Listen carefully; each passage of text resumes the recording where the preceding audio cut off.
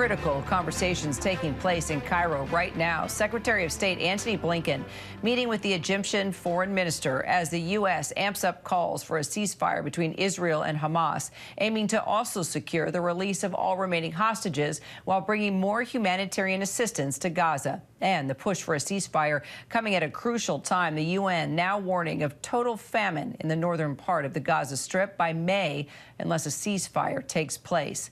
But even the mounting pressure, Israel continuing to strike areas in the north, including Al-Shifa Hospital, where the IDF is conducting precise operational activity at the medical complex.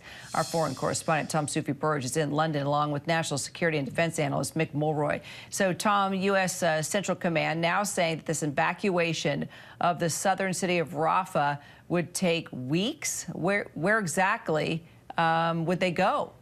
Yeah, these are comments from General Michael Kurilla, and I think this is the first time I've heard a U.S. official actually put a potential time frame on how long it would take to move more than 1 million civilians out of the south. Now, the Israelis previously, Kira, have said that they would create humanitarian islands, as they put it, in the center of Gaza. We don't know exactly where. General Kurilla basically saying that he hasn't had assurances from Israeli officials about exactly where those areas would be, putting that time frame on it. And remember, the U.S. is really weighing in on Israel, saying don't move into Rafah in a serious way on the ground militarily until you find a credible plan to protect that massive civilian population in that area. And the White House still saying they haven't seen that plan yet.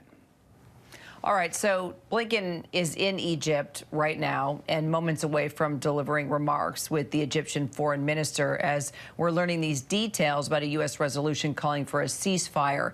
What can you tell us, Tom? Well, look, I mean, this is the latest tour by Antony Blinken into the Middle East. He's been in Saudi Arabia. Now he's in Egypt. I mean, look, the immediate priority is to try and get a ceasefire deal. We know that the director of the CIA, according to sources, will be in Qatar for another round of talks with other key mediators pushing towards that. But I think Antony Blinken on this trip is also looking at the bigger picture here. The U.S. is also now considering what next, like what comes after the war. And that is part of the negotiation on a ceasefire. You know, it is part of trying to kind of tempt the Israelis into going for a ceasefire. Obviously, that would involve the hostages being released. That was mentioned in this UN Security Council resolution, draft resolution from the US. But the US, the bigger picture, the Saudis, for example, would be key.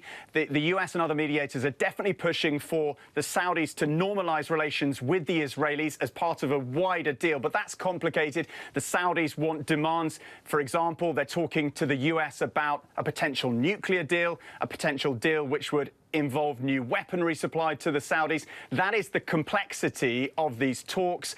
But obviously it's critical not only to get peace into Gaza, to address the famine on the ground, but also to secure wider peace in the region. So, Mick, how much sway do you think Blinken still has in these negotiations? He has been overseas several times, and it seems as though Israel is just acting in spite of U.S. recommendations. So, Kara, I think Secretary Blinken and the United States overall does have a lot of sway. We're one of their most significant security partners, and I think that outlasts any particular political figure as a country-to-country partnership. And I do think, of course, this is ultimately coming down to a decision made by Hamas and a decision made by Israel on what is in their interest.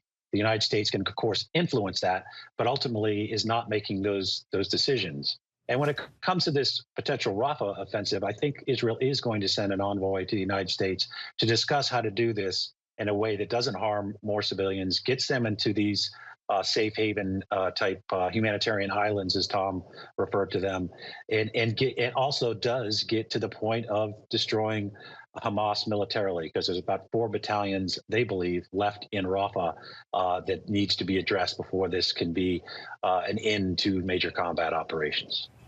All right. Again, we're monitoring those live pictures, just waiting for Blinken and the Egyptian Prime Minister to step to the podium there. We will listen to those remarks live. I know Mick and Tom, you will as well. We'll bring you back and talk about what they had to say, see if anything was pushed forward.